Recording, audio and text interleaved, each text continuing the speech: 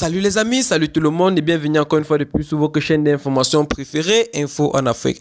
Pour vous qui êtes nouveau sur notre chaîne, n'oubliez surtout pas de vous abonner maintenant, de cliquer sur la cloche de notification pour ne pas rater nos prochaines informations. C'est parti.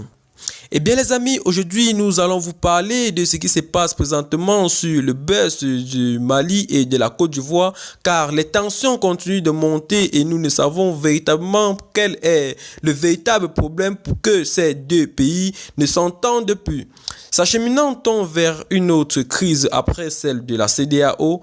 Ça, c'est la question dont nous nous posons présentement et dont nous allons étudier et vous dire en quelque sorte ce que l'on pense de ces deux pays et ce qu'il faut faire pour mettre de l'ordre présentement entre ces deux pays. Pour plus tard dans ce sujet, c'est parti après notre petit générique. Bon visionnage.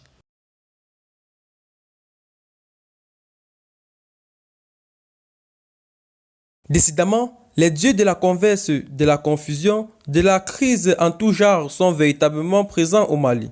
À peine sortis de l'embargo de la CEDEAO, alors qu'on n'a même pas fini de penser cette blessure, le Mali s'emboude encore dans une autre crise avec son voisin que tout le lie, l'économie, le social, le culturel autant pour moi, la géographie, l'histoire.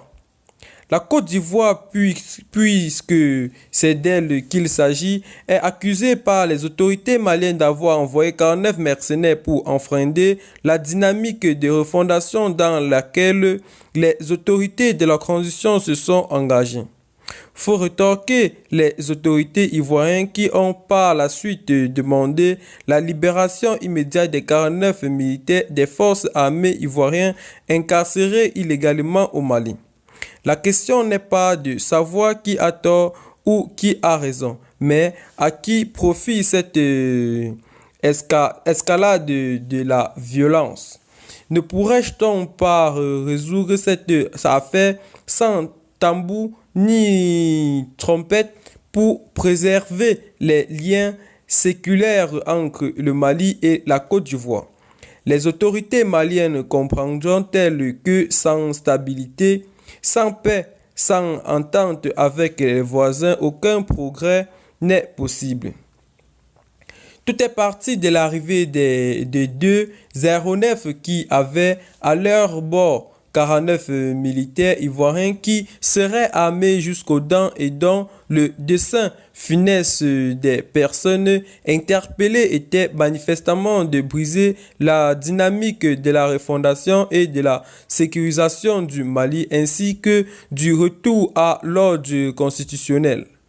Pourrais-je lire dans le communiqué officiel du gouvernement malien comme une réponse du berger à la bergère, le gouvernement ivoirien, après une réunion extraordinaire de son Conseil national de sécurité, a démenti les allégations faites par les autorités de la transition du Mali, dont voici un extrait de son communiqué. Il dit, je cite, « Contrairement aux allégations contenues dans le communiqué numéro 034 du gouvernement de la transition du Mali, le lundi 11 juillet 2022, ces militaires sont régulièrement inscrits dans l'effectif de l'armée ivoirienne et se trouvaient au Mali dans le cadre des opérations des éléments nationaux de soutien NSE, a-t-il dit, fin de citation, et qu'ils seraient le 8e contingent dans le cadre de la rotation. La question que tout bon analyste se pose est celle de savoir comment, dans un contexte de crise sécuritaire, de crise diplomatique avec les pays de la CEDEAO, dont celui incriminé 49 mercenaires pourront débarquer avec armes et bagages à l'aéroport et dans le seul but d'attenter l'intégrité des autorités maliennes.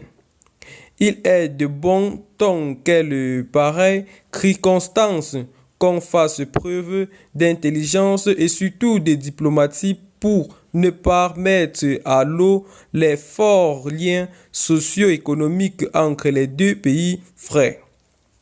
À supposer même qu'ils soient ce qu'on leur attribue, Ne pourrais-je pas gérer dans la plus grande distraction avec le gouvernement ivoirien sans se donner à spectacle sur les médias? On ne gère pas un pays avec le cœur, mais avec l'esprit. Les autorités maliennes ont-elles imaginé un instant que le Mali est le premier pays dans la sous-région à avoir plus de ressortissants établis en Côte d'Ivoire? Sait-on également que dans le cadre du commerce, autant pour moi, les différents ports de la Côte d'Ivoire servent beaucoup plus les commerçants maliens que ceux d'autres pays voisins, excepté le Sénégal. La Côte d'Ivoire et le Mali partagent beaucoup de choses et contrairement aux vieilles adages qui faire du Mali et de la Guinée les deux poumons d'un même corps.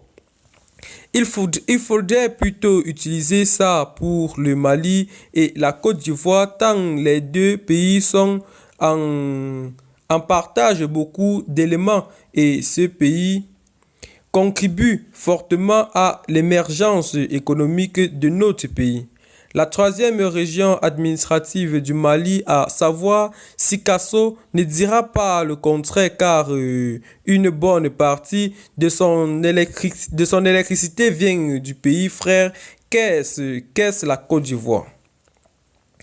En définitive, une désescalade entre le Mali et la Côte d'Ivoire est plus que nécessaire pour éviter un scénario catastrophique entre deux pays frères.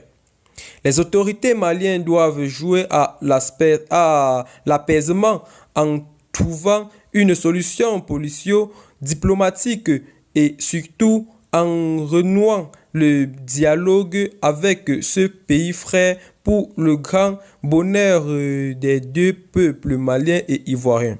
Et bien les amis, ce n'est pas que nous allons nous séparer pour qu'il y ait une petite partie d'informations. Si vous avez aimé la vidéo, n'oubliez surtout pas de vous abonner maintenant, ainsi de la partager aux amis, ce n'est pas encore fait, de cliquer sur la cloche de notification pour ne pas rater nos prochaines informations. Bye bye.